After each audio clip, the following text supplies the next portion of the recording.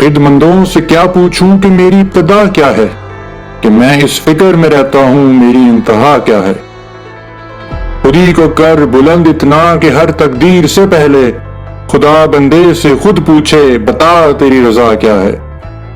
मकाम गुफ्तगू क्या है अगर मैं कीमियागर हूं, यही सोज़े नफ्स है और मेरी कीमिया क्या है।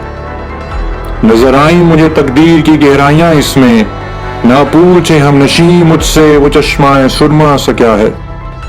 अगर होता वो मफजूब फिरंगी इस जमाने में, तो इकबाल उसको समझाता मकाम किबरिया क्या है। नवाए सुबहगाही ने जिगर खून कर दिया मेरा, खुदाया जिस खता की ये सजा है वो खता क्या है।